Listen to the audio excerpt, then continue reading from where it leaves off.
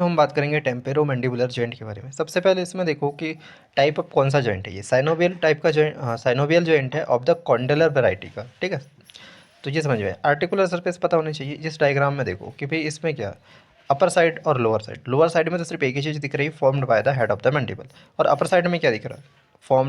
ऊपर साइड देखोगे तो टेम्पोरल बोन है, पूरी की पूरी टेम्पोरल बोन के। अब पार्ट की बात करें तो उसका आर्टिकुलर ट्यूबरकल है एक, और एक क्या है उसका मैंडिबुलर फोसा का इंटीरियर पार्ट। ठीक है, इसके बाद क्या है उसमें पोस्टीरियर साइड में देखेंगे तो non articular part formed by the tympanic plate. बस इतना सरफेसेस के बारे में। लिगामेंट का हमने सेपरेट वीडियो बना दी है।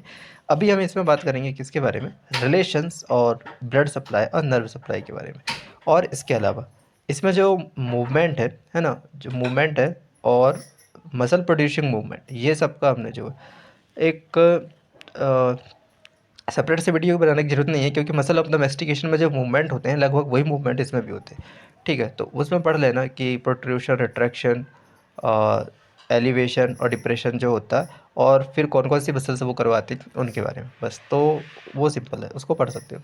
अब इसके बाद जो है इसके बारे में हम बात करेंगे। इसमें हम सबसे पहले देखते हैं क्या, रिलेशंस के बारे में। तो रिलेशंस को समझने के लिए डायग्राम देखना बहुत ज़रूरी होता है कुछ। तो देखो इसमें सबसे पहले हम देखेंगे, इसमें ये जो डायग्राम है इसमें देखो, इसमें रिलेशंस के बारे में दिखे है। ठीक है, एक और फिर दूसरा डायग्राम है ये। तो इसमें से आपको जो है काफ़ी कुछ क्लियर हो जाएगा। अब सिंपल सा देखो, पहले हम रिलेशन की बात करें तो लेटरल साइड में तो हमारी क्या आती है, स्किन आती है। तो स्किन स्किन के अंदर क्या आएगा, सुपरफिशियल फेशिया। उसके बाद क्या आती है, पेरोटिड ग्लैंड होती है ना बाहर की तरफ। और उसके अंदर ही तो उसके और अंदर जाएंगे तो temporal branch of the facial nerve देखने को मिलती है। ठीक है, इतना लेटरल लेटरल तो सिंपल था, कोई दिक्कत नहीं। अब इसके बाद जाएंगे मीडियल साइड में। तो मीडियल साइड अंदर की तरफ क्या हुआ, अंदर की तरफ internal carotid artery, medial meningeal artery.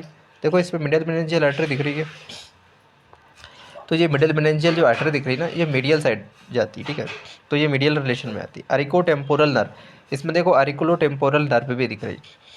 ठीक है, जो मैंडिबुलर को क्या करती है, सप्लाई भी करती है, क्योंकि ये मैंडिबुलर की ब्रांच भी है। तो ये क्या काम करती है, इसके रिलेशन पे आती है मीडियल साइड। कॉर्डा टिम्पैनी नर्व, ये भी जो है इसके रिलेशन पे। स्पाइन ऑफ द स्पेनॉइड तो आई गई है ना, क्योंकि स्पेनॉइड वन अंदर होती है ना, उसका स्पाइन जो है वो इसके रिलेशन में आता है ना। वो भी with upper end of the sphenomandibular ligament भी इसके इससे अटैच्ड होता है। इंटीरियर साइड में देखें तो मेसेंट्रिक आर्टरी आएगी, मेसेंट्रिक नर्व आएगी और लेटरल टायरोइड।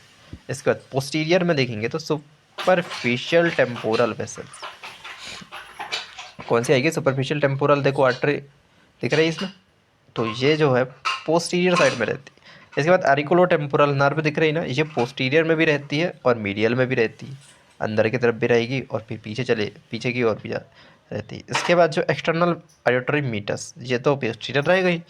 और इसके बाद इन्फीरियर और सुपीरियर का थोड़ा सा है, तो इन्फीरियर में मैक्सिलरी और द मैक्सिलरी वेसल्स आ जाती हैं, और सुपीरियर में देखें तो मिडिल मेनिंजियल वेसल और मिडिल क्रेनियल फोसा रहता है। तो ये पूरा इसका हो गया। ठीक है, और ब्लड सप्लाई की बात अगर इसमें करें तो बस वही है कि ब्लड सप्लाई में मैक्सिलरी आर्टरी और सुपरफिशियल टेम्पोरल आर्टरी और इन्हीं की जो है वेंस। इसके बाद जो है नर्व सप्लाई में आरिकुलो टेम्पोरल नर्व और मेसेंट्रिक नर्व वेसल्स को सप्लाई करते हैं। बस।